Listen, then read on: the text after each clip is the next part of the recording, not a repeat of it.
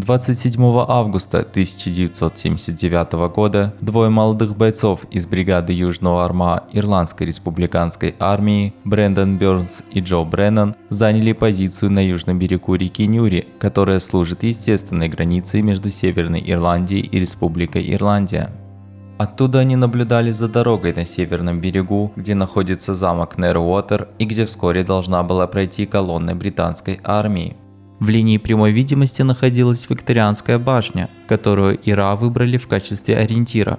В 16:40, когда последний грузовик в колонне пересек ориентир, Бёрнс нажал на кнопку, отправив радиосигнал к бомбе, спрятанной под тюками соломы в прицепе у дороги. Огненный шар охватил прицеп, когда самодельная бомба весом 300 кг, упакованная в бидоны из-под молока и обложенная канистрами с бензином, взорвалась. «Все, что я помню, это вспышка и гул», – рассказывал 18-летний рядовой Том Коги, который сидел в конце грузовика. «Потом было ощущение полета и потеря зрения. Помню, как лежал на дороге, затем сел и осмотрелся. Вокруг были части тел, некоторые из них горели, но я не видел никого, кто бы двигался. Стояла ужасная тишина, и вдруг до меня дошло, что мои ноги в огне». Из 9 парашютистов выжили только 2 – сам Коги и рядовой Пол Бёрнс, потерявший левую ногу. В хаосе после рассеивания дыма уцелевшие солдаты решили, что в них начали стрелять с противоположного берега. После этого они открыли огонь, выпустив в общей сложности 112 патронов. Англичанин Майкл Хадсон погиб, а его двоюродный брат Барри был ранен. Они вышли к берегу из любопытства после того, как услышали взрыв. Отряд морпехов и королевских инженеров поспешили на подмогу. Минутами позже майор Питер Фурсман прибыл на место и дошел до сторожки напротив замка, где был организован первый контрольный пункт. Спустя 32 минуты после первого взрыва в 17:12 разорвалась вторая, еще более мощная бомба весом 450 кг. Взрывное устройство, также упакованное в бидоны, выстроенные вдоль стены сторожки, разнесло ее так, что куски гранита разлетелись на сотни метров. Бомба была активирована с помощью таймера, установленного на полчаса. При планировании атаки ИРА изучила, как британская армия реагировала на предыдущие инциденты возле замка. 3 годами ранее группа морпехов обнаружила там бомбу и укрылась в сторожке. Таким образом было рассчитано, что через 30 минут наступит оптимальный момент для уничтожения как можно большего числа солдат. 12 человек погибли от второго взрыва. Майор Фурсман, находившийся ближе всех к эпицентру взрыва, был практически испарен, а 2 десантников были обезглавлены. Одну из голов позже вытащил из озера полицейский водолаз. 3 солдат удалось опознать только по размеру обуви и группе крови. От тела Энтони Вуда, водителя грузовика, остался лишь таз, сплавившийся сиденьем из-за чудовищной температуры взрыва. Засада в Нэр-Уотер стала самым сокрушительным ударом по британской армии за всю историю кровавого конфликта в Северной Ирландии. В тот день погибли 18 британских солдат и десятки были ранены. Потери парашютистов были самыми большими со времен Второй мировой. И за этой тщательно спланированной атакой стояли бойцы бригады Южного Арма. Но 27 августа 1979 года вошло в историю не только как день самой результативной атаки на британских солдат. Утром того же дня на другом конце Ирландии прогремел еще один взрыв, потрясший всю Британию. Радиоуправляемая бомба, также изготовленная в Южном Арма, унесла жизни 4 человек. Граф Луис Маунтбаттен, 79-летний дядя принца Филиппа, супруга королевы Елизаветы II, отдыхал в замке Классибон в ирландском графстве Слайго. После позднего завтрака лорд Маунтбаттен и еще 6 человек отправились рыбачить на лодке. В 5 минутах от берега взорвалась 23-килограммовая бомба, заложенная на дне яхты накануне ночью бойцом ИРА. В результате взрыва погибли 14-летний Николас Нэтчбул, внук лорда, и Пол Максвелл, 15-летний мальчик, работавший на яхте. Маунтбаттену оторвало ноги, и он утонул, а свекровь его дочери баронесса Брэббурн скончалась в больнице на следующий день от полученных ранений. Для республиканцев этот день был местью за кровавое воскресенье 1972 года, когда члены парашютного полка британской армии открыли огонь по мирным демонстрантам в городе Дерри, убив 13 человек. Том Коги, получивший 35% ожоги в Нейроуотер, сказал: «Надеюсь, они гордятся». В Ньюэре после этого появилось граффити «Bloody Sunday not forgotten, we got 18 and Mountbatten». Справедливо. Это была хорошая операция, она была хорошо продумана, и они знали, где мы будем искать укрытие. Но удача была на их стороне, и все, что им нужно было сделать, это нажать на кнопку. Засада в Уоррен-Пойнте и убийство лорда Маунтбаттена стали кульминацией изобретательности, слаженности и разведки в бригаде Южного Арма Ирландской республиканской армии. Генерал Джеймс Гловер, командовавший сухопутными войсками в Северной Ирландии в то время, позже сказал: «Это была, возможно, самая успешная и, безусловно, одна из наиболее хорошо спланированных атак ИРА за всю кампанию». И если засада имела военный резонанс, то убийство лорда стало демонстрацией того, что даже члены королевской семьи не застрахованы от действий ИРА. Эти операции, наряду с многими другими, закрепили за маленькой, но эффективной группой бойцов Южного Арма поистине легендарный статус, навсегда вписавший их имена в историю вооруженной борьбы за Ирландию. Но как небольшой бригаде подпольной военизированной организации удавалось терроризировать одну из самых мощных армий мира на протяжении нескольких десятилетий? Временная Ирландская республиканская армия. В русскоязычном сегменте YouTube можно найти немало видео про ИРА, но все они очень бегло освещают почти 30-летнюю историю конфликта и повторяют одни и те же факты и мифы. Я хочу приоткрыть часть истории, о которой редко услышишь даже в англоязычном YouTube. Прежде чем перейти к рассказу о бригаде Южного Арма, ее уникальном статусе в структуре ИРА, тактических и технических нововведениях, громких операциях и ответных мерах британцев, я кратко изложу предысторию конфликта, сосредоточившись только на тех событиях, которые напрямую связаны с темой этого видео. Конфликт в Северной Ирландии, также известный как The Troubles или Смута, стал результатом многовекового конфликта между ирландцами и британским правлением, корни которого уходят в 16 и 17 века. Его началом можно считать плантацию Ольстера, организованную английской короной в начале 17 века.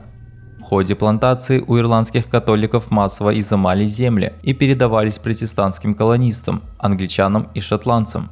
Это заложило основу для будущего конфликта. Противоречия обострились во время Ирландского восстания 1641 года и последующего повторного завоевания Ирландии Оливером Кромвелем, который жестоко подавил ирландское сопротивление и провел конфискацию земель. В 1690 году битва при бойне между королями Яковом II и Вильгельмом III окончательно закрепила власть протестантов в Ирландии, приведя к серии дискриминационных законов против католиков. В конце XVIII века появились первые организованные движения за ирландскую независимость, такие как Общество объединенных ирландцев, но поднятое ими восстание 1798 года было также подавлено. В 1801 году Ирландия официально вошла в состав Великобритании, что привело к дальнейшей ассимиляции ирландцев, а также голоду, в ходе которого погибла четверть населения Ирландии. С конца 19 века было предпринято несколько попыток добиться принятия Home Rule – автономии Ирландии, но законопроект постоянно откладывался. В 1912 году на фоне третьей попытки его принятия протестантские юнионисты создали военизированную организацию «Ольстерские добровольцы», поклявшись не допустить принятия Home Rule. В 1916 году вспыхнуло знаменитое пасхальное восстание, снова подавленное британцами. Но жестокость, с которой британцы расправились с лидерами восстания, вдохновила движение за независимость, переросшее в войну за независимость. Итогом войны стал англо-ирландский договор 1921 года, который привел к созданию ирландского свободного государства. Однако 6 графств севера Ирландии остались в составе Великобритании, что привело к конфликту между республиканцами и юнионистами, разгоревшемуся с новой силой в 20 веке. Конфликт в Северной Ирландии продолжался с конца 60-х до 1998 года и был вызван противоречиями между двумя основными этнополитическими сообществами региона – протестантами-юнионистами, выступавшими за сохранение Северной Ирландии в составе Великобритании, и республиканцами или ирландскими националистами, являвшимися католиками и добивавшимися объединения с Ирландией. Эскалация насилия началась в конце 60-х годов на фоне мирных протестов за гражданские права ирландцев-католиков, которые десятилетиями сталкивались с такими видами системной дискриминации, как ограничение избирательного права, дискриминация при трудоустройстве, жилищной политике, культуре и многом другом. В 1969 году в ответ на уличные беспорядки в Северной Ирландии британское правительство ввело войска, что привело к дальнейшей эскалации. Главными вооруженными силами конфликта стали Временная Ирландская республиканская армия, ведущая партизанскую борьбу против британского присутствия на острове, и лоялистские боевые группы, противостоявшие республиканцам. Но чтобы понять, как Южный Армагh стал одним из центров сопротивления республиканцев, нужно вернуться к началу 20 века и остановиться на событиях раздела Ирландии. Условиями англо-ирландского договора 1921 года было предусмотрено создание комиссии для определения границы между новообразованным ирландским государством и Северной Ирландией. В результате была учреждена Ирландская пограничная комиссия, которая должна была провести границу в соответствии с пожеланиями жителей, насколько это возможно с учетом экономических и географических условий. Жители Южного Армагh были убеждены, что комиссия переведет их из Северной Ирландии в свободное ирландское государство. Власти Северной Ирландии разделяли эту точку зрения и считали Южный Армагh нежелательным владением, от которого хорошо бы поскорее избавиться. В отчете комиссии за июнь 1922 года упоминались военные трудности, связанные с удержанием Южного Армагh в составе Северной Ирландии. Секретарь комиссии, подполковник Саттон, писал: «Взводы Южного Армагh, Мидлтаун, Кеди, Ньютон-Хэмилтон, Кросс-Маглен и Форкхилл окажутся в крайне невыгодном положении в случае боевых действий, так как они будут окружены южными симпатизантами, их связь с командованием или друг с другом будет затруднена, а все дороги в ирландское свободное государство будут открытыми». На общественных собраниях, организованных для выбора представителей в комиссию, люди отвергали британское правление. В полицейском отчете со встречи в Ньютон-Хэмилтоне отмечалось: присутствующие единогласно выразили желание быть переданными в состав Ирландского свободного государства и поклялись использовать все законные методы для достижения этой цели. Комиссия пришла к выводу, что следует провести более рациональную границу, нежели та, из-за которой озера, округа и фермерские дома оказывались разделенными. Протяженность границы должна была сократиться с 280 до 229 миль, а 12 населенных пунктов должны были сменить юрисдикцию. 8 предполагалось перейти из Северной Ирландии в Ирландское свободное государство, а 4 наоборот. Крупнейшим из таких регионов должен был стать Южный Армагh, где планировалось передать Кросс-Маглен, Форкхилл и Джонсборо в состав республики. Это означало бы, что 13 859 католиков и 817 протестантов стали бы гражданами нового государства. Но никто в этом и многих других районах не перешли в состав республики, несмотря на то, что комиссия постановила, весь Южный Армагh и небольшая часть других районов графства должны быть переданы. В 1925 году отчет комиссии и черновая карта плана утекли в британскую прессу.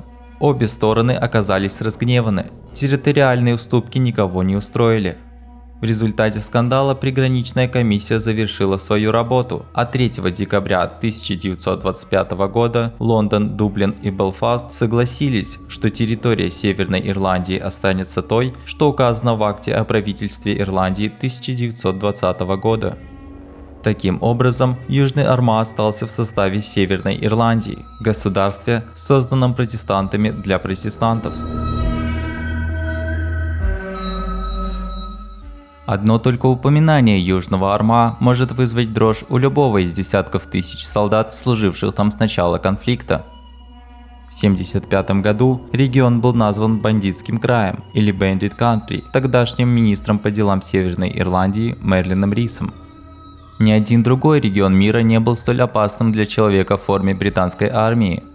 Около 165 британских солдат и полицейских были убиты в районе Южного Арма с августа 1971 года, что составляет пятую часть всех потерь британцев в Северной Ирландии. Согласно статистике полиции, в радиусе 10 километров от центра Южного Арма с начала конфликта произошло 1255 взрывов и 1158 инцидентов, связанных со стрельбой. Стратегическое расположение Южного Арма, преобладающая сельская местность и поддержка местного республиканского населения оказались идеальными условиями для ведения партизанской войны. Пересеченный ландшафт с низкими холмами обеспечивал идеальные позиции для наблюдения, а граница с Республикой Ирландия позволяла бойцам ИРА отступать на ее территорию после проведения особенно дерзких операций. Для британской же армии это был самый сложный район для перемещения войск и содержания своих баз. Из-за того, что он находился под плотным контролем и наблюдением временной ИРА, с конца 70-х практически все передвижения британцев осуществлялись на вертолетах. Даже мусор с военных баз вывозился по воздуху. Присутствие ИРА в Южном Арма было настолько серьезным, что бойцы предпринимали попытки установки блокпостов для досмотра автомобилей. Мастерство, с которым это осуществлялось, было продемонстрировано в ноябре 1979 года, когда легкомоторный самолет «Бивер», выполнявший разведывательную миссию, заметил вооруженного человека в балаклаве, стоящего посреди дороги к северу от границы. Рядом с ним был фургон, блокировавший дорогу, и автомобиль, который, по-видимому, был остановлен. Когда пилот снизился до 60 метров, чтобы сделать фотографии, самолет получил 6 попаданий. Фотографии, сделанные с самолета, дали британской армии ценную информацию о тактике ИРА в Южном Арма. На них были видны 2 стрелка на открытом пространстве и по меньшей мере 7 других, прикрывавших их с хорошо подобранных оборонительных позиций, которые обеспечивали защиту по всем направлениям. Те, кто не стрелял по самолету, обладали достаточной дисциплиной, чтобы противостоять любому искушению посмотреть вверх. События раздела Ирландии аукнулись британцам спустя полвека, ведь подавляющее большинство населения Южного Арма – это ирландские католики, для которых смута являлась всего лишь последней итерацией ирландского восстания. Поначалу британским солдатам в Южном Арма было разрешено выходить на улицу в свободное от службы время, но по мере раскручивания спирали насилия атмосфера в регионе изменялась. Этот район просто закрылся для них, никто не хотел их обслуживать. В магазинах, пабах, кафе, нигде. Они даже не могли купить коробок спичек, вспоминал Джим МакАлистер, политик-республиканец из Кросс-Маглена. По его словам, это произошло из-за того, что люди осознали, армия не защищает их, а угнетает. Это не было чем-то, что навязали людям, они сами так решили. Это был своего рода бойкот. И, конечно, само слово бойкот ведь ирландского происхождения. В этом деле у нас неплохой опыт. Лучше всех это выразил Падди Шорт. Однажды его спросили, как вы относитесь к британской армии в Кросс-Маглене. Он ответил: бриты, мы их даже не игнорируем. Мы живем так, будто их здесь просто нет. Люди проходят мимо, ведут себя так, словно их не существует, обходят их, переступают через них и продолжают свой разговор. Но местные не просто не замечали британских солдат, как раз наоборот. Они были глазами и ушами ИРА и нередко им помогали. После резни в Кингсмилл в 1976 году, в ходе которой республиканцы из Южного Арма расстреляли 10 мирных протестантов, британское правительство объявило чрезвычайное положение в графстве Арма, и в этот регион были направлены сотни дополнительных военнослужащих и полицейских. Также было объявлено, что специальная воздушная служба САС будет размещена в Южном Арма. Это был первый случай, когда присутствие САС в Северной Ирландии было официально признано. Большую часть времени САС проводили в наблюдение на скрытых позициях или устраивали засады. Офицер САС Хантер Гасс, служивший в Южном Арма, говорил: фермеры обходили свои участки каждое утро и вечер, обшаривая живые изгороди и выискивая хоть что-нибудь, что указывало бы на присутствие войск. Они никогда не подали бы знака, что увидели вас, если только ИРА не велела им это сделать. Они засекали вас, возвращались и передавали информацию. Затем ИРА решала, могут ли они устроить засаду. Другая проблема заключалась в том, что было не так много мест, которые можно использовать в качестве укрытия. Люди в Южном Арма хорошо знают землю. Армия находилась там так долго, что местные знали, какие места использовались для операций, а одни и те же места использовались снова и снова. Небольшие и сплоченные сообщества в Южном Арма делали практически невозможным проведение операций под прикрытием, и военным было невозможно выдавать себя за местных. Любые машины без опознавательных знаков или что-то подобное сразу засекалось, говорил Хантер. Ты не можешь замаскироваться. Это очень трудная местность для работы.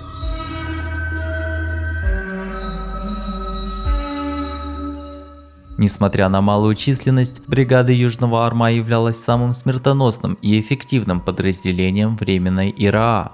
Она состояла из небольшого количества бойцов всего из 6 или 9 республиканских семей. Джон Краули, бывший член ИРА, участвовавший в организации поставок оружия из Америки, высоко оценивает бригаду Южного Арма. Они были умны, они были храбры и они были чрезвычайно строги. Их осторожность была абсолютной. На протяжении большей части их истории у них не было информаторов. Думаю, люди были бы шокированы, если бы узнали, насколько мало человек на самом деле проводили операции в Южном Арма. Их можно было уместить в задней части фургона. Это была горстка. Конечно, была широкая база поддержки. Люди, которые передавали информацию, укрывали их, позволяли использовать сараи для смешивания взрывчатки и тому подобное. Но тех, кто непосредственно действовал на местах, была горстка.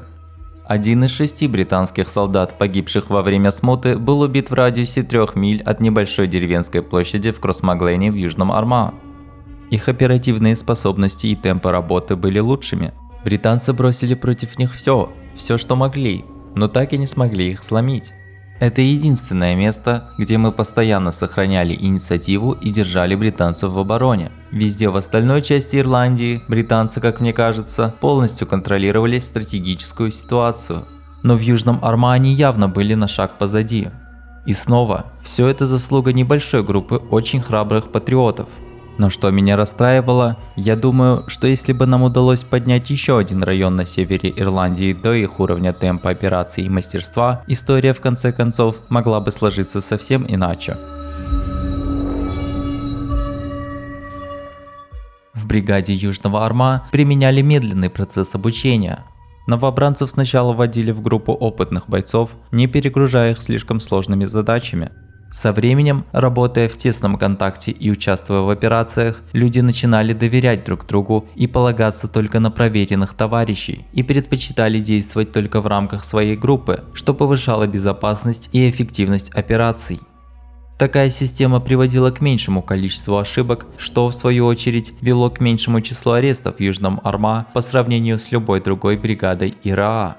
За 27 лет конфликта лишь немногие бойцы из Южного Арма были осуждены за серьезные преступления, а 9 погибли во время активной службы. Лидеры ИРА в Южном Арма прикладывали экстраординарные усилия, чтобы их люди избежали поимки и заключения. 9 мая 1992 года Марк Флинн, молодой доброволец из Сильвербриджа, готовил 80-килограммовую бомбу в заброшенном доме в Малабане. Устройство должно было активироваться светом от фотовспышки. Предназначенное для размещения в мусорном контейнере и убийства солдат во время пешего патрулирования, оно представляло собой значительный шаг вперед в разработке бомб в ИРА и поэтому было оснащено зарядом самоуничтожения, который уничтожил бы вещественные доказательства. Когда Флинн перемещал бомбу, заряд взорвался, оторвав ему 3 пальца, обжег верхнюю часть тела и лицо и ослепил его. Его товарищи Джо Макриш и Падди Мерфи, оба бойцы ИРА в возрасте чуть старше 20 лет, срочно перевезли его через границу в больницу.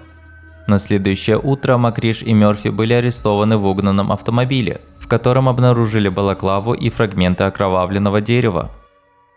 После этого район оцепили, на место прибыл судебный эксперт для осмотра заброшенного дома. Ей удалось взять образцы, которые в точности соответствовали фрагментам дерева, найденным в угнанной машине, тем самым установив связь между 3 молодыми бойцами ИРА и бомбой. 23 сентября 1992 года, через 4 месяца после этих событий, бойцы бригады Южного Орма угнали фургон возле Ньюри, загрузили его взрывчаткой весом в 1700 кг, доставили в Белфаст и бросили возле судебно-медицинской лаборатории в Ньютон-Бреде, а затем направили сообщение о бомбе. На место прибыли саперы. Через 40 минут в 20:45 устройство взорвалось, практически разрушив лабораторию и повредив более 1000 домов в радиусе 2,5 километров. Бомба, одна из самых мощных из когда-либо взорванных на севере Ирландии, оставила кратер глубиной в 3 метра, а ударная волна от нее ощущалась на расстоянии 16 километров. Саперы, управлявшие роботом для разминирования, потеряли слух. Однако образцы древесины, которые уличали Флина, Макриша и Мёрфи, находились в другой части здания и не пострадали. Флинн получил настолько серьезные ранения, что обвинения против него не были предъявлены, тогда как Макриш и Мёрфи были осуждены за попытку уничтожить улики, связанные с преждевременным взрывом в Малабане. Операции бригады тщательно планировались и проводились по принципу необходимого минимума информации, когда только командир отряда знал обо всех деталях атаки. Рядовым бойцам могли поручить угнать транспортное средство или следить за британским патрулем, но цель операции не раскрывалась до ее завершения. Если появлялся малейший намек на компрометацию или условия оказались неподходящими, операцию немедленно отменяли. Лишь те, кто успешно выполнял эти относительно простые задачи и доказывал свою надежность, получали более важные роли. Доверие в бригаде Южного Орма было необходимо заслужить, но оно также зависело от репутации семьи человека. Предательство было крайне редким явлением, так как оно разрывает не только клятву верности, но и кровные узы. В отличие от других бригад ИРА, где случаи предательства и инфильтрации британскими агентами были частыми, в Южном Орма практически не было информаторов. Благодаря особенностям системы рекрутинга и подготовки, а также маленьким и сплоченным общинам в регионе, добровольцы бригады со временем стали одними из самых опытных и опасных, несмотря на отсутствие у них профессионального военного обучения. Южный Орма был не только одним из главных центров вооруженного сопротивления, но и центром контрабандной индустрии. Этот источник финансирования сильно недооценивается в общих описаниях конфликта в Северной Ирландии, несмотря на его высокую эффективность. Чаще всего, когда речь заходит о финансировании ИРА, упоминаются американские пожертвования или поставки из Ливии. На самом же деле, большую часть денег ИРА собирали внутри Ирландии, в то время как на американские пожертвования по одной из оценок приходилось в среднем меньше 6% от всей суммы. Контрабанда в Южном Орма на протяжении долгого времени финансировала местную бригаду. Но к 80-м годам руководство ИРА приказало подразделению поделиться своими доходами и централизовать их, что по сути сделало контрабанду самым прибыльным источником финансирования всей организации. Местные члены ИРА управляли этим бизнесом, перевозя через границу алкоголь, сигареты, скот и топливо. Одним из таких контрабандистов был Том Мёрфи. Том Мёрфи – фермер, контрабандист и один из 7 членов военного совета ИРА, на котором принимались ключевые решения организации. Он являлся важнейшей фигурой в структуре бригады Южного Орма и всей ИРА. Также он был главой английского отдела ИРА, который осуществлял громкие атаки на территории Британского острова. В профайле, составленном специальным отделом полиции Ирландии в марте 1998 года, Томас Мёрфи описывается как контрабандист, член военного совета временной ИРА, крепкого телосложения, ростом 5 футов 11 дюймов, лысеющий. В документе также указано, что его основным источником дохода является контрабанда топлива на территории его фермы. Мёрфи впервые занялся топливным бизнесом в начале 80-х, уже успев заработать состояние в предыдущем десятилетии на контрабанде зерна, свиней и крупного рогатого скота. Расположение фермерского комплекса Мёрфи оказалось идеальным для таких операций. Жилой дом находился в Республике Ирландия, а большая часть земли в Северной Ирландии. Эта особенность была использована по максимуму.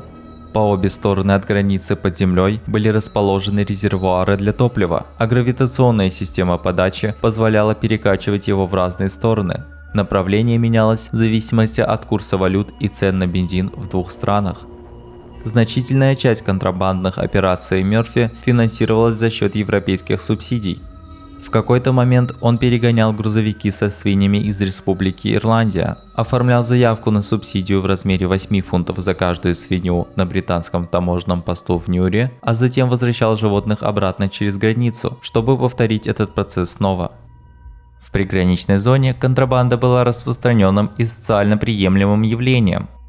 В фрагменте репортажа, снятого в 1979 году, фермер из Северной Ирландии рассказывает о такой схеме. Lately it's getting very hard.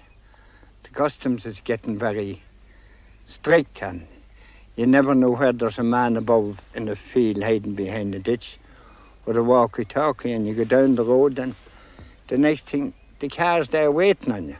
How many times do you do it with the same load of pigs? Well, twice is the most ever we done it. And other people? Oh, there's other people done it 3 times. Is there big money involved in this? Oh, there is. There was a time when you'd get £15 Per pig? per pig, but now you only get 7. That's 7 each time you put the pig over the border? Yes. So one pig could make £21 in a day? Oh, yes. But then you have deaths. Maybe some of them die. That's a loss of £60. If all you're telling us is the truth, why are you allowing us to film you saying it? Oh, I don't mind. As long as they don't catch me. Doesn't this help them catch you? Oh, not at all. So you've got no fear at all? They know I'll be at it. They know we all be at it. But the job is to catch you. Pig smuggling, £2 million a year, illegal. Монти Александр, бывший сержант полиции с большим опытом работы в Южном Арма, отмечал: «Дошло до того, что свиньи падали от усталости, потому что слишком долго находились в пути. Когда субсидии переключились на зерно, появился контрабандист с грузовиком, наполненным песком, поверх которого был тонкий слой зерна. Шутка была в том, что его чуть не поймали, потому что зерно так долго лежало на песке, что начало прорастать». Кроме того, Мерфи участвовал в организации поставок оружия из Ливии. К 90-м годам он возглавлял контрабандную империю с годовым оборотом в миллионы фунтов и считался Ми-5 самой серьезной внутренней угрозой для Великобритании. Вероятно, ресурсы, выделенные на сдерживание его деятельности, были больше, чем на борьбу с кем-либо другим в прошлом столетии. Хотя убийство Маунтбаттена было операцией, организованной Генеральным штабом ИРА, именно Том Мерфи сыграл ключевую роль в ее планировании. Тот августовский день создал ему репутацию и обозначил его как будущего начальника штаба ИРА. И хотя Тома Мерфи несколько раз арестовывали, британцы так и не смогли предъявить ему обвинения в годы конфликта. Но финансовая независимость Южного Арма не ограничилась контрабандой. Операция королевской полиции Ольстера под названием Saddle South Armagh Deception over Deceased Livestock Inquiry, афера с компенсациями за павший скот в Южном Арма, началась после того, как у Министерства обороны возникли подозрения по поводу огромных выплат фермерам в Южном Арма. С 91 по 97 год было выплачено почти 9,5 миллионов фунтов за скот, погибший или пострадавший в результате деятельности военных вертолетов, поврежденную собственность и реквизированные земли. И все это только для заявителей из Южного Арма, в то время как во всей остальной Северной Ирландии общая сумма составила менее 2 миллионов фунтов. Расследование выявило масштабное и систематическое мошенничество, в результате которого сотни тысяч фунтов из бюджета Министерства обороны оказались в руках ИРА. В схеме участвовали не только члены организации, но и простые местные жители. После расследования, в ходе которого более 20 фермеров из Южного Арма были допрошены, количество заявок на компенсации резко уменьшилось, и общая сумма выплат сократилась на 6 миллионов фунтов. Контрабанда, ставшая возможной из-за появившейся границы, и махинации с компенсациями сделали бригаду Южного Арма самой богатой среди всех подразделений ИРА и позволили ей не только финансировать масштабные операции, но и обрести относительную независимость в структуре организации. Бригада Южного Арма обладала определенной автономией от основного руководства ИРА и демонстрировала гораздо большую самостоятельность в выборе целей и планировании операций по сравнению с другими подразделениями ИРА. Ирландский журналист Брэндон О'Брайен описывает бригаду Южного Арма как независимую республику внутри организации. По мнению другого известного ирландского журналиста Эда Малони, бригада фактически находилась под контролем местных вождей, а не являлась частью централизованно управляемой структуры. Один из бывших бойцов ИРА отмечал, руководство никогда не пыталось отдавать им приказы, центр практически не контролировал их. Они сами планировали атаки на британцев, а задачей руководства было лишь обеспечивать их ресурсами, обучением, оружием, взрывчаткой и так далее. Нельзя было быть уверенным даже в том, что они поддержат политическую стратегию руководства на съезде. ИРА рассматривалась как своими союзниками, так и противниками, как одна из самых изобретательных, инновационных и адаптивных организаций среди всех агрессивных негосударственных акторов, действовавших во второй половине 20 века. В статье «Тактические инновации и Временная Ирландская республиканская армия» отмечается, что основные тактические и технические инновации республиканцев возникли только в двух регионах – Белфасте и Южном Арма. Автор статьи отмечает, что другой поразительной особенностью является то, что хотя Белфаст и Арма были, безусловно, главными новаторами, они редко первыми перенимали разработки друг друга. Фактически, это произошло только один раз. Это может свидетельствовать о том, что между двумя бригадами не было координации, или, возможно, они конкурировали друг с другом в вопросах нововведений и не делились важной информацией. Бригада Южного Арма сыграла ключевую роль в постепенных усовершенствованиях минометов, участвовала в ряде крупных взрывов и минометных обстрелов на территории Великобритании в 90-х годах и стала наиболее опытным подразделением ИРА в попытках сбивать британские военные вертолеты. Бригада Южного Арма в июне 1988 года подбила британский вертолет, используя 2 советских крупнокалиберных пулемета ДШК и 3 американских пулемета М-60, поставленных из Ливии. Это был первый случай применения ИРА советских пулеметов. Именно в Южном Арма были разработаны и впервые испытаны бомбы на основе Семтекса, радиоуправляемые самодельные взрывные устройства, детонаторы с активацией по мобильному телефону, самодельные минометы и массивные автомобильные бомбы на основе аммиачной селитры, так называемые разрушители городов.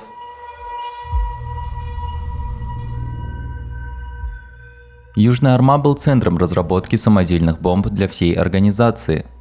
Специалист по взрывчатым веществам Оппенгеймер Нет, не этот. Этот. Ладно.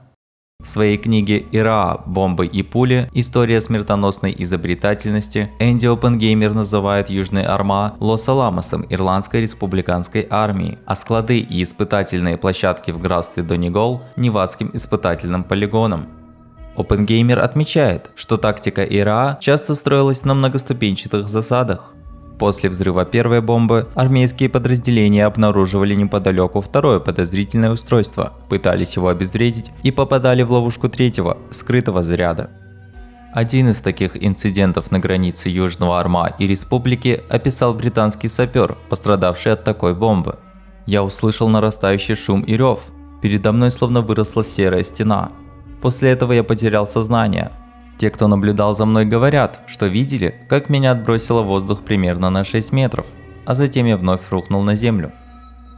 Я пришел в себя на очень короткий миг, и тут же меня сбил с ног мой напарник, который бросился проверить а. жив ли я, и б. остался ли я в более-менее крупных кусках. После этого у меня окончательно пропал интерес к этому дню». Здесь, как и в случае с засадой в Уоррен-Пойнте и многими другими операциями, республиканцы воспользовались границей. Доброволец привел бомбу в действие, наблюдая за ситуацией с территории республики. Через 2 дня группа саперов вернулась для проверки территории. Они обнаружили 4-е взрывное устройство, раскопали часть проводов и нашли 4 пакета, каждый из которых содержал около 23 кг взрывчатого вещества. Один из отрядов пошел по проводам, ожидая найти, возможно, нажимную пластину или радиоуправляемый приемник, но они обнаружили, что один из проводов оказался подключен к рельсе. Сапер добавил: «В этот момент мне было очень трудно понять, что здесь, черт возьми, происходит. И тут я случайно взглянул вдоль железнодорожной линии и подумал: о боже, это провод. Они использовали железнодорожные линии как альтернативу проводу. В этот момент я выбрался очень быстро. Затем в рельсах была проделана дыра, чтобы разорвать цепь и не дать ИРА второго шанса подорвать сапера. Добровольцы использовали электропитание от дома в республике, чтобы привести в действие устройство. Но первоначальный импульс спалил все предохранители в доме, и поэтому они не смогли привести в действие следующее устройство.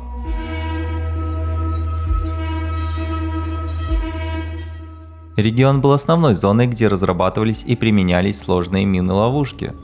Мины-ловушки ИРА были оснащены так называемым элементом неизвлекаемости, механизмом, затрудняющим ее разминирование. Среди них ртутный выключатель был самым распространенным и смертоносным. Если кто-то пытался сдвинуть бомбу, наклонный переключатель замыкал электрическую цепь и приводил заряд в действие. Для обезвреживания таких устройств британская армия использовала крюк и трос, чтобы оттаскивать подозрительные предметы от зданий. Затем рядом с ними закладывали небольшое количество взрывчатки, чтобы уничтожить электрическую цепь, но при этом не привести в действие основной заряд. Одним из людей, обеспечивающих Южный Арма подобными разработками, был Ричард Кларк Джонсон. Ричард Кларк Джонсон, инженер-электронщик из Бостона, олицетворял связь республиканского движения с США. Работавший в НАСА над космическими проектами Voyager и Shuttle, он имел высокий уровень допуска к гостайне. Джонсон был ведущим специалистом ИРА по радиоуправляемым устройствам, и если бы его не поймали, добавил бы в арсенал ИРА такие высокотехнологичные системы, как зенитные ракеты. Его деятельность долгое время находилась под наблюдением властей, что в итоге привело к его заключению. Получив степень инженера-электронщика в Католическом университете в Вашингтоне и магистерскую степень в университете Беркли, Джонсон работал в Mitre Corporation в Массачусетсе, где занимался радарами, мерами радиоэлектронного противодействия и контрмерами, высокотехнологичной сферой, чрезвычайно ценной для создания продвинутых самодельных взрывных устройств и других оружейных систем. Благодаря этому уровень его допуска к секретным материалам повысился секретно до совершенно секретно. Он был высокопоставленным представителем множества симпатизирующих ИРА специалистов с научным и техническим образованием, проживающих в США. Они передавали техническую информацию по изготовлению бомб приезжавшим в США республиканцам, зачастую во время встреч в ирландских пабах и на других общественных мероприятиях. Джонсон предложил ИРА устройство, активируемое радаром, и сказал, что его можно сделать из частей радаров-детекторов, используемых для предупреждения водителей о полицейских радарах, и что он может сделать это в подвале своих родителей с помощью материалов, которые легко доступны в сети магазинов Radio Shack. Такой детектор, если подключить его к детонатору, мог бы использовать сигнал от полицейского радара для подрыва бомбы. Именно это устройство было использовано в атаке на КПП Клок в Южном Арма в 90-м году. Ночью 24 октября 90-го года ИРА ворвались в дом 65-летнего Джеймса МакЭвея. Его жену и 7 детей держали под дулом пистолета, а 2 сыновей пригрозили застрелить, если он не подчинится. МакЭвея посадили в желтый фургон Toyota Hi-Ace, сообщив, что в нем находится бомба, приказали ехать к КПП Клок и остановиться там. Члены ИРА следовали за ним на машине. В 4:09 утра МакЭвей прибыл на КПП, выскочил из фургона и прокричал, что внутри бомба, которая, как ему сказали, должна взорваться через 40 минут. Рейнджер Сирил Смит отвел его в безопасное место, после чего вернулся на дорогу, чтобы предупредить сослуживцев. В этот момент доброволец ИРА к востоку от КПП привел в действие бомбу, используя дорожный радар. Установленный в фургоне модифицированный радар-детектор, на который пришел сигнал, активировал бомбу весом 680 кг. Взрыв убил Смита, ранил 9 других солдат и самого МакЭвея. Преступление МакЭвея в глазах республиканцев заключалось в том, что тот продавал свое топливо британским солдатам. Атака являлась частью серии операций, в ходе которых в один день в 3 населенных пунктах на территории Северной Ирландии была использована тактика прокси-бомб. Людей заставляли доехать до цели атаки с бомбой в машине. Во всех 3 случаях ИРА использовали людей, которых считали коллаборантами. В результате 3 атак погибли 6 британских солдат и 1 гражданский, работавший поваром на военной базе. ИРА предупредили его, что если он не перестанет там работать, последует ответ.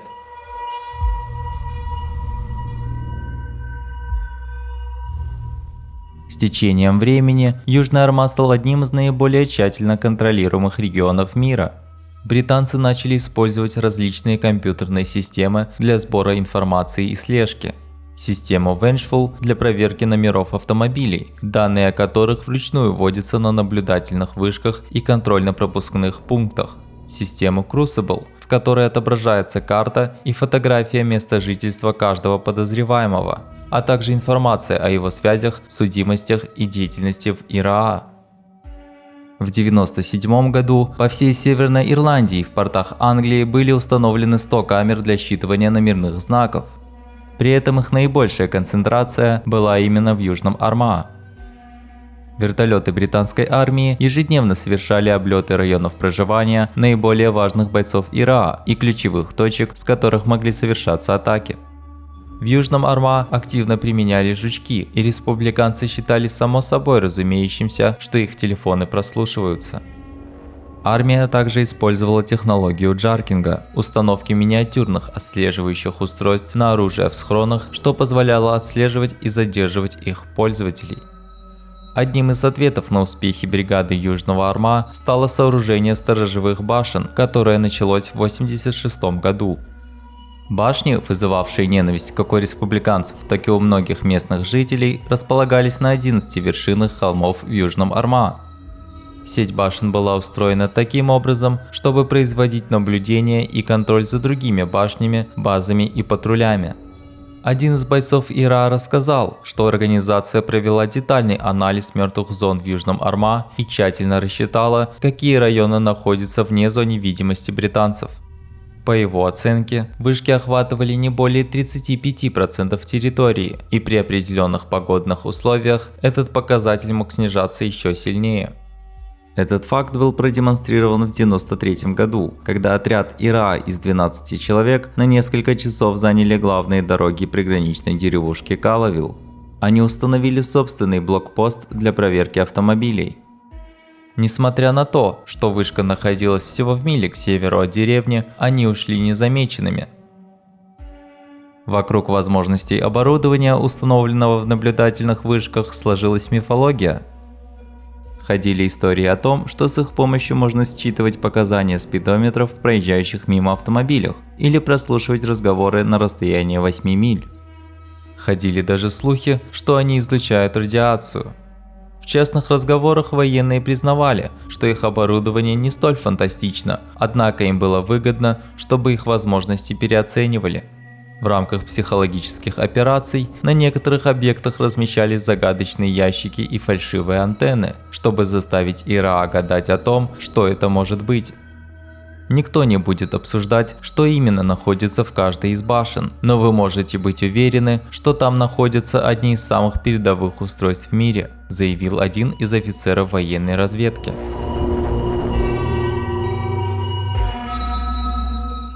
Контрольно-пропускной пункт Клок оказался наиболее уязвимым звеном в сети сторожевых вышек и укреплений в Южном Орма, и нападение ИРА на него 1 мая 1992 года, через 1,5 года после атаки с использованием радара, проиллюстрировало, насколько высокой была угроза для солдат, находящихся в статичных позициях.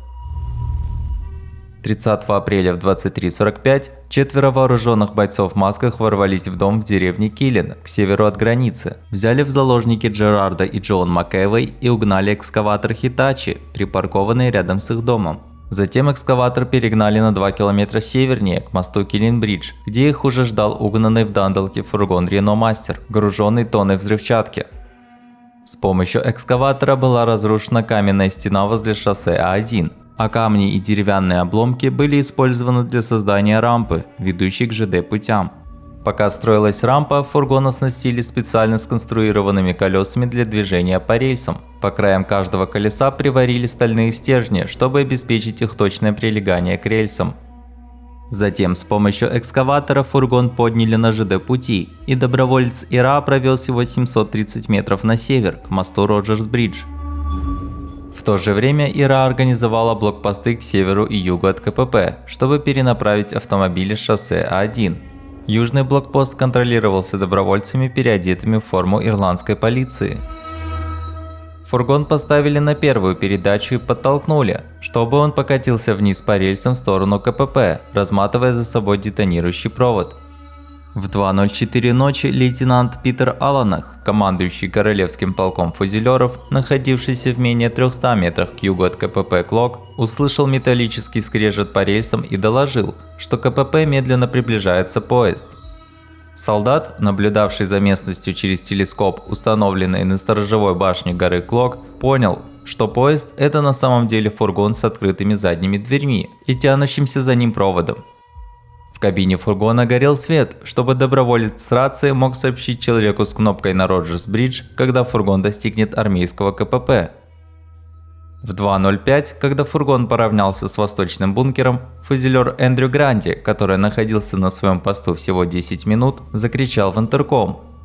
Спустя секунду бомба взорвалась, сорвав укрепление с фундамента и отбросив его на 11 метров. Взрывная волна откинула Гранди в металлический угол внутри бункера, его череп был раздроблен, и он умер за считанные секунды. Командный пункт, вагончики, санузлы и кухня, а также зона досмотра автомобилей, гофрированные стены и ворота были полностью уничтожены. Единственной уцелевшей частью КПП остался укрепленный бетонный куб, в котором размещались жилые помещения. Этот куб находился рядом с эпицентром взрыва, но настолько эффективно защитил солдат, что некоторые даже не проснулись от звука детонации. В отчете по инциденту было сказано: это была хорошо спланированная и хорошо выполненная атака, свидетельствующая о творческой, инновационной и способной природе бригады Южного Арма. Внимание к деталям и изощренность атаки являются признаком технических возможностей террористов. Эта атака, одна из самых хитроумных за весь период конфликта, привела к фундаментальному переосмыслению армии и целесообразности наличия КПП в Клоге. Многие высокопоставленные офицеры считали ненужным рисковать жизнями ради проверки машин на дороге А1, когда любой, кто перевозит бомбы и оружие, может воспользоваться одним из нелегальных переходов через границу. После атаки было решено построить новый КПП на противоположной стороне трассы. Стоимость проекта обошлась в более 7 миллионов фунтов, а сам КПП спроектировали так, чтобы минимизировать вероятность крупных потерь среди личного состава. Однако уже в 1996 году был начат процесс его демонтажа. В 2005 году британская армия объявила о демонтаже всех башен в Южном Арма, последняя из которых была демонтирована в феврале 2007 года.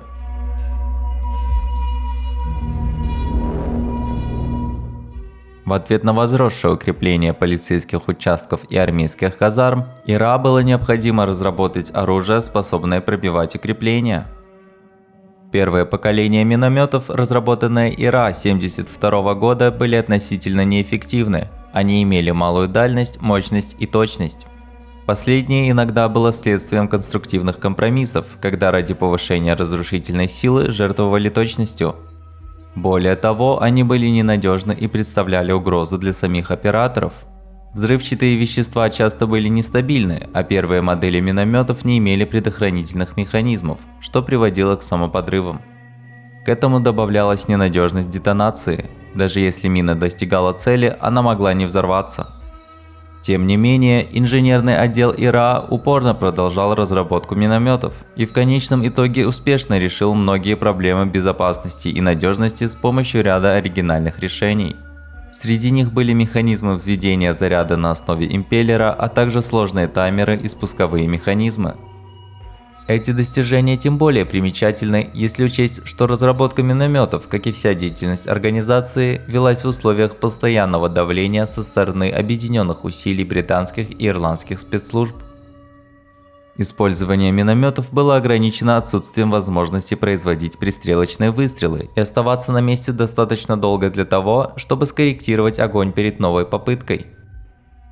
Большинство минометов либо работали дистанционно, либо были одноразовыми, по принципу «выстрелил и забыл». В этих условиях Ира использовала нестандартные методы, такие как тренировки в отдаленных районах и стрельбу с мобильных платформ. Например, через вырезы в крышах фургонов или строительного оборудования.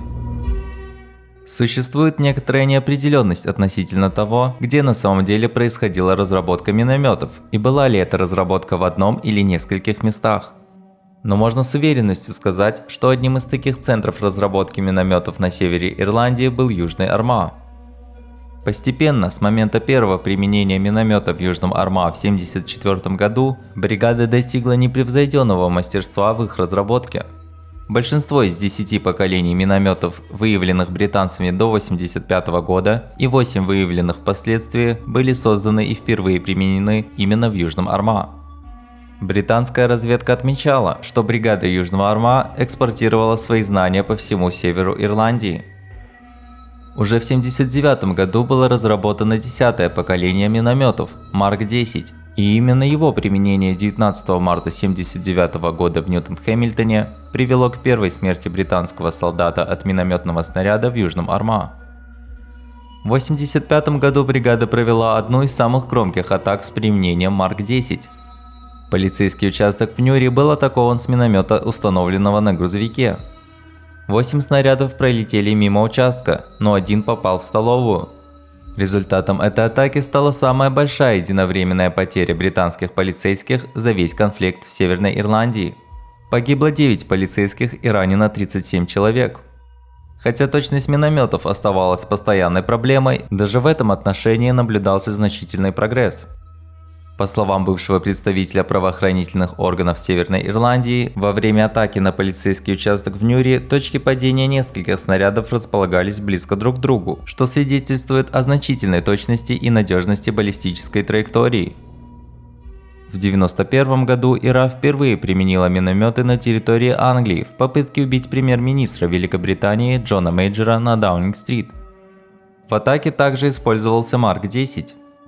Один минометный снаряд попал в дерево и взорвался в нескольких метрах от цели, разбив взрывобезопасные окна в кабинете министров, образовав широкую воронку в саду и серьезно повредив дома 11 и 12 на Даунинг-стрит. 2 других снаряда не взорвались и были обезврежены. По словам источников в правоохранительных органах, минометы на самом деле были довольно точными. Единственной причиной, по которой они не попали в цель, было то, что метка на тротуаре, которую группа атаки сделала накануне, была размыта снегом, и группе пришлось рассчитывать свою позицию в день атаки, что привело к расхождению в несколько метров. Если бы не это вмешательство мать природы, вполне возможно, что произошло бы прямое попадание. Кульминацией всех разработок стал миномет-уничтожитель казарм Марк 15, содержащий до 75 кг аммиачной селитры. Эти минометы могли пробивать бронированные конструкции и даже сбивать вертолеты. Именно с его помощью в марте 1994 года бригада Южного Армагh провела самую успешную атаку Ира на вертолет за весь конфликт.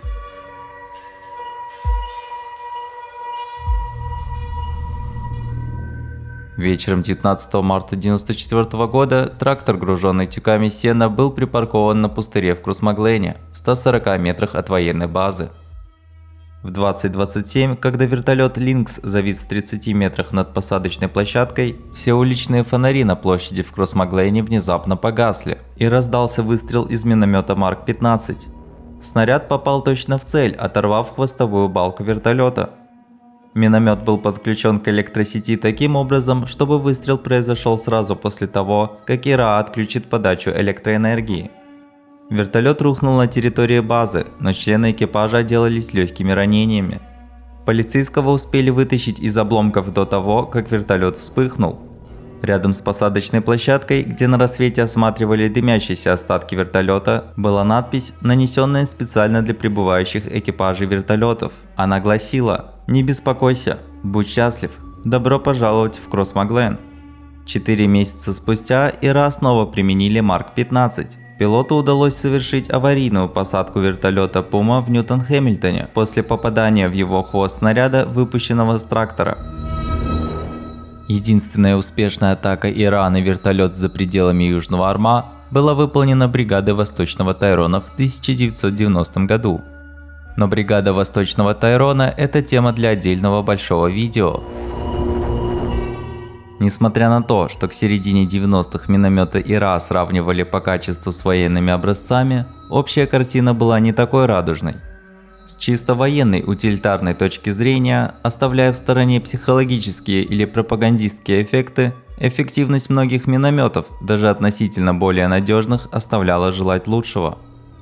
С 73 по 78 год ИРА совершили 71 минометную атаку, однако ни одна из них не привела к жертвам среди противника.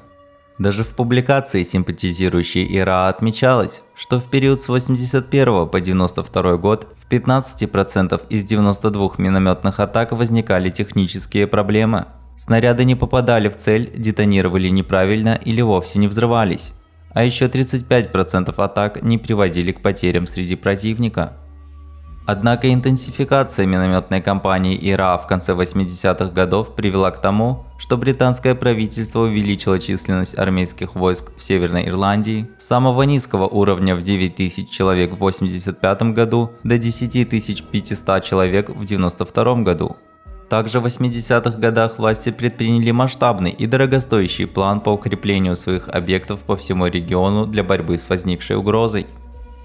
Использование ИРА минометов в сочетании с крупнокалиберными пулеметами вынудило британскую армию построить свои основные контрольно-пропускные пункты более чем в миле от ирландской границы к 1992 году. Вместе с этим минометная кампания, нацеленная на вертолеты, имела психологический эффект. По боевому духу британской армии был нанесен очередной удар. Вскоре в Южном Армагh начали появляться самодельные дорожные знаки, созданные для того, чтобы закрепить ощущение постоянной опасности среди солдат. В собственной редакции правил дорожного движения Ирландской республиканской армии появилось еще одно дополнение – знак «Зона контроля вертолетов». Армия не могла их убрать из-за опасности, что они могут оказаться заминированными. В 1978 году солдат Ники Смит подорвался, снимая ирландский триколор с телеграфного столба. Успех бригады в подбитии двух вертолетов, вкупе с начавшимися в 1992 году снайперскими атаками, были как психологическими, так и военными ударами по британской армии. Для молодого солдата, находившегося в пешем патруле, существовал почти парализующий страх, что в любой момент снайпер может выпустить пулю такой мощи, что у него практически не будет шансов выжить. Возможно, вы видели дорожный знак «Работает снайпер», ставший одним из самых известных символов Ирландской республиканской армии. Впервые он был установлен в Кросмаглане в 1993 году. Вскоре по всему Южному Армагh были установлены различные версии этого знака. Он неоднократно модифицировался. После прекращения огня в 1994 году на одном из знаков появилась надпись «На паузе». После прервавшего перемирия взрыва в Кеннери-Ворф в 1996-м появилась новая надпись «Я вернулся». А после заключения соглашения Страстной Пятницы появилась надпись «Снайпер, ищу работу» и надпись «Я вернусь». С появлением снайперов в Южном Армагh начали возникать мифы и легенды. В барах Кросмаглена снайпера называли Голдфингером или Терминатором. Эти прозвища подхватила бульварная пресса, среди читателей которой были и сами солдаты, патрулировавшие Южный Армагh. Настоящим же снайпером был Михол Карахер. Вечером 12 февраля 1997 года доброволец Михол Карахер лежал на полу автомобиля, упираясь животом в сложное кресло. Поверх балаклавы он надел защитные наушники, чтобы не оглохнуть от звука выстрела, который он собирался произвести из снайперской винтовки Barrett 90. Вместе с ним в бордовом хэтчбеке Mazda 626 находились еще двое бойцов Южного Армагh – водитель и Бернард МакГин, вооруженный АК-47. Они заняли позицию рядом с автобусной остановкой. МакГин выскочил из машины и открыл багажник. Ствол винтовки высовывался из отверстия размером 30 на 30 см, прорезанного в бронированной пластине, установленной в задней части автомобиля. В 100 метрах от этого места, в небольшой низине, находился армейский контрольно-пропускной пункт.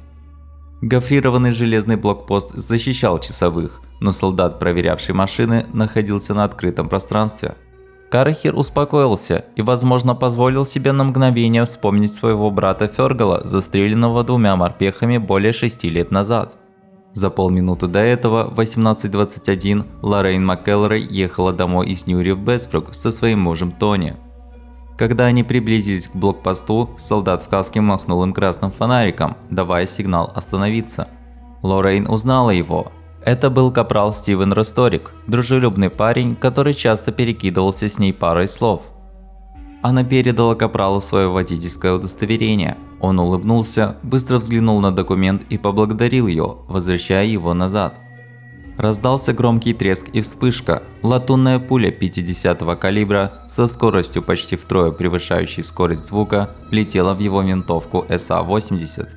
Пуля разломилась на 3 части. Самый крупный фрагмент вонзился в левую ягодицу Ресторика и прошел сквозь тело. Удар другого осколка отправил часть прицела в салон машины и рассек лоб Лоррейн. Она услышала, как солдат застонал и рухнул на землю. Когда к нему подбежал командир блокпоста Марк Фаунтин и спросил, что случилось, Ресторик прошептал: «Женщину ранили». Это были его последние слова. Карахир потянул за веревку, которая выбила кусок дерева, подпиравший багажник. Водитель включил 4-ю передачу, и Мазда умчалась по Грин-Роуд. Впереди ехал разведывательный автомобиль, за рулем которого был Шеймус Маккардл. Обе машины свернули в Камлах и миновали телеграфный столб, на котором была прибита табличка «Работает снайпер». Добравшись до старого карьера возле Калиханны, они встретились с 2 молодыми добровольцами, которые должны были забрать транспорт и оружие. После этого Маккардл отвез Карахира и Магина в безопасное место, где они приняли душ, чтобы избавиться от следов пороха, а свою одежду запечатали в пластиковый пакет для последующего сжигания. Стивен Росторик был последним погибшим от рук снайперов в Южном Арма и последним британским солдатом, убитым ИРА за время всего конфликта в Северной Ирландии. Первой жертвой снайпера был 18-летний рядовой Пол Тернер. 28 августа 1992 года он сидел на корточках возле банка на площади в Кроссмаглане, пока другие члены его патруля проверяли подозрительный грузовик. В это время в 120 метрах у белой надгробной плиты стоял Михол Карахир. Он опирался на платформу на краю кладбища церкви Святого Патрика, держа винтовку 50-го калибра. Наведя прицел на присевшего солдата, Карахир выстрелил. Пуля пробила бронежилет Тернера, прошла через сердце и, выходя, вырвала часть печени, оставив зияющую рану в правом боку. Смерть была мгновенной. Тернер все еще находился в той же позе, прислонившись к стене банка. В 1993 году боевой дух британской армии резко упал, поскольку бригада Южного Арма месяц за месяцем оттачивала свои снайперские операции. Страх внутри британской армии достиг такого уровня, что к концу года члены взвода королевских шотландцев были наказаны за то, что остались на своей базе во время дежурства на контрольно-пропускном пункте, поскольку предпочли подделать данные о регистрации автомобиля, вместо того, чтобы рискнуть выйти наружу. В армии понимали, что тактика снайперских атак представляла собой серьезную угрозу и ознаменовала собой новую фазу конфликта в Южном Арма. После того, как в 70-х годах армия была вытеснена с дорог, а в 80-х годах военные базы подвергались минометным обстрелам, ИРА начала реагировать на успех наблюдательных вышек, используя мертвые зоны для снайперских атак и попыток сбить вертолеты. Проблема для армии заключалась в том, что предотвращение минометных обстрелов требовало организации пеших патрулей для поиска минометных позиций, что в свою очередь делало солдат мишенями для снайперов. Одним из очевидных сдерживающих факторов было использование вертолетов в качестве прикрытия сверху, но это увеличивало шансы ИРА добиться громкого успеха в сбитии вертолета. Этот период стал пиком могущества бригады Южного Арма. По мере приближения прекращения огня в августе 1994 года, контраст между кампанией, которая велась на всех фронтах в Южном Арма, и ослабевающими усилиями ИРА в других районах Северной Ирландии становился все более очевидным. Солдаты, служившие в Южном Арма, изначально находились в невыгодном положении, так как действовали в незнакомой среде и оставались там лишь на короткий срок. Полковник британской армии Спайсер объяснял: армейские подразделения сменялись каждые 4 месяца, и в первый месяц солдаты только привыкали к местности, действовали осторожно и методично. На второй и третий месяц они достигали наибольшей эффективности, а в последний месяц им уже приходилось просто стараться оставаться начеку, потому что как бы хорошо ты ни был подготовлен, как бы ни был профессионален, к этому моменту идет спад, все хотят домой. К 4-му месяцу твои солдаты вымотаны больше ментально, чем физически. И командиры вынуждены не только справляться с собственной усталостью, но и подгонять своих людей, чтобы они не теряли бдительность, не искали кратчайших путей, не бежали сломя голову через ворота. ИРА находится там все время, и у них нет этой кривой обучения. Они могут наблюдать, они могут выбрать удобный момент, они могут выбрать место, они могут выбрать оружие, и они прекрасно знают местность. К 90-м годам срок службы был продлен до 6 месяцев, но тот же цикл все равно повторялся. В июле 93-го года в Кросс-Маглейне был убит капрал Кевин Пулин. Пуля 50-го калибра попала ему в живот, прошла сквозь бронежилет и 2 армейских жетона, висевших на его шее. Свинцовый сердечник пули был найден в бутылке с водой в его рюкзаке. Я услышал очень громкий и резкий звук и сразу подумал, что это выстрел 50-го калибра, сказал рядовой Кеннет Прайс. Через прицел винтовки я проверил дорогу, откуда послышался этот звук, и мельком увидел красную машину. Затем я увидел, что капрал Пулин был ранен. Эффект от этого события на остальную часть батальона был настолько сильным, что подполковник, командовавший в Бестбрук-Милл, сказал своим солдатам, что если они не преодолеют свой страх, то за оставшиеся 2 месяца патрулирования будут новые потери.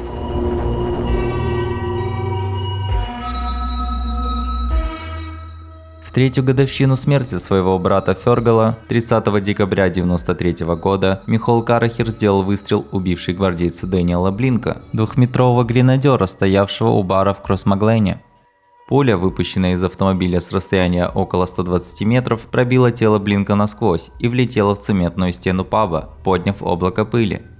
Блинка успел вскрикнуть «Меня подстрелили», но оставался в сознании всего около 20 секунд. После случившегося младший сержант Кит Тернер зашел в магазин и был потрясен тем, что местные спокойно продолжили заниматься своими покупками, словно ничего и не произошло. Мать одного из гвардейцев положила цветы у места убийства, но спустя 20 минут их нашли разбросанными по улице. Джим МакАлистер отмечал, что в Кросс-Маглейне мало кто сочувствовал гибели британских солдат. Обычно реакция была довольно мрачной. «Ну, если бы он здесь не был, его бы не застрелили», – говорили люди. Никто не приносил цветы, ничего подобного. Блинка был последней жертвой снайпера перед прекращением огня в августе 1994 года, против которого яростно выступала бригада. Ямка от выстрела на стене паба существует и по сей день как предмет местной гордости.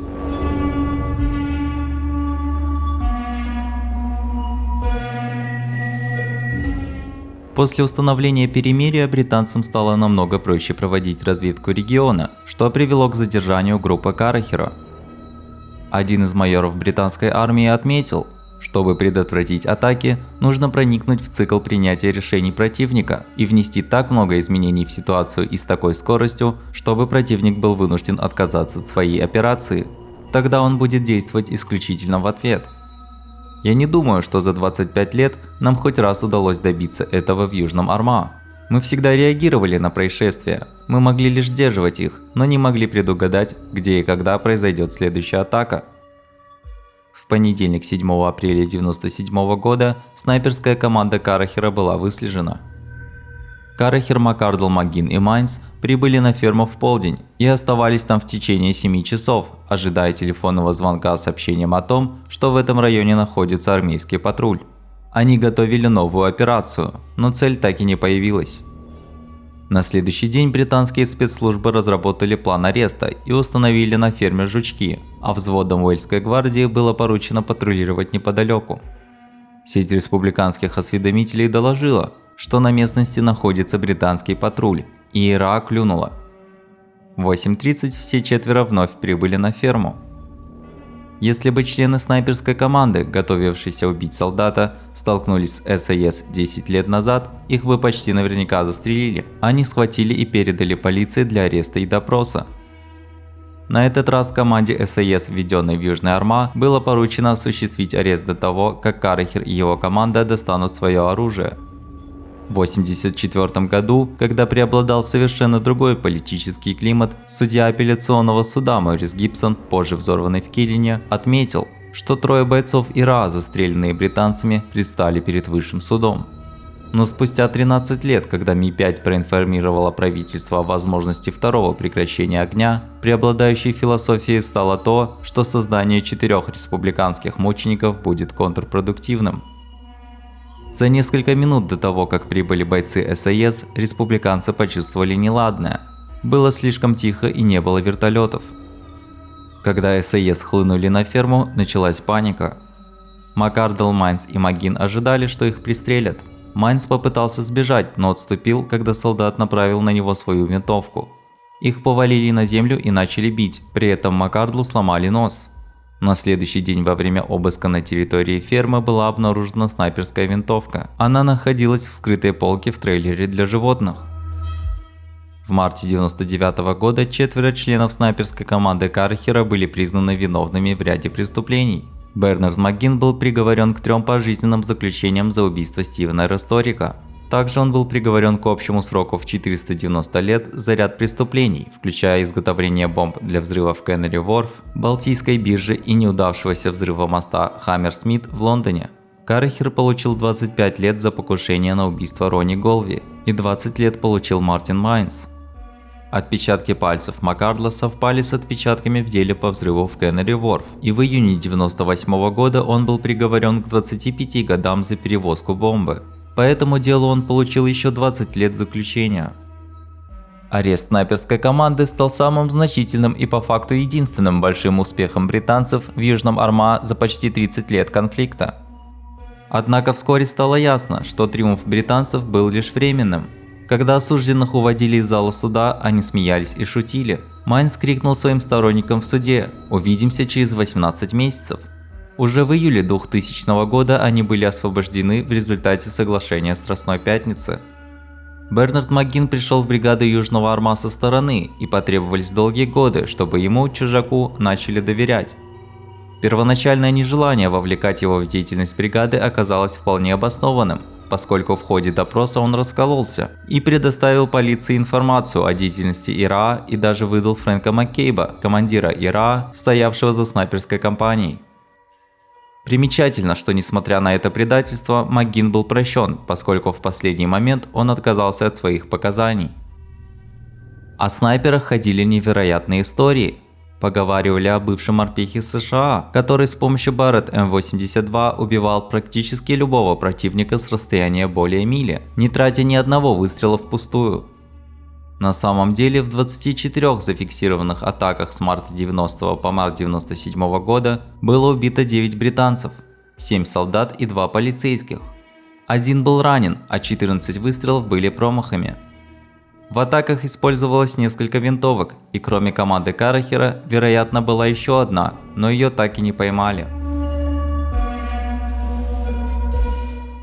Несмотря на все тактические успехи бригады Южного Арма, ИРА не сумела достичь своей стратегической цели – вывода британских войск с территории Ирландии.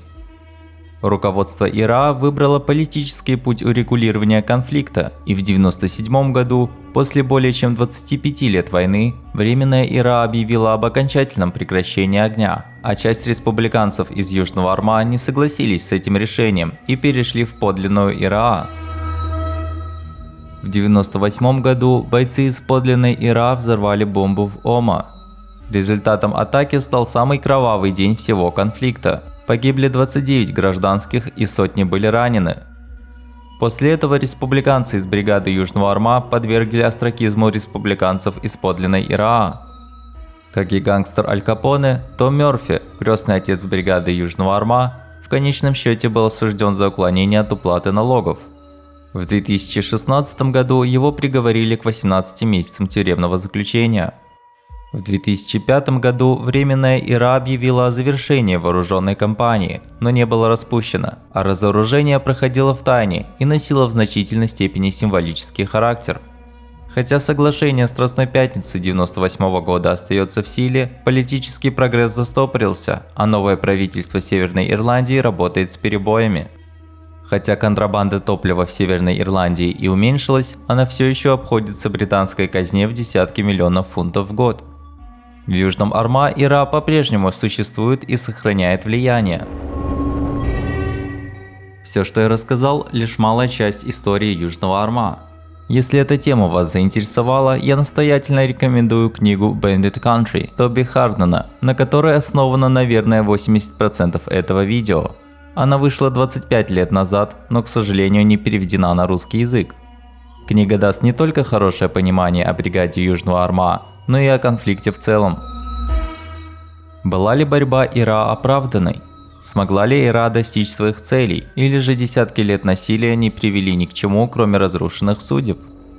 Напишите в комментариях, что вы об этом думаете, ставьте лайк, если вам понравилось видео, и подписывайтесь на канал.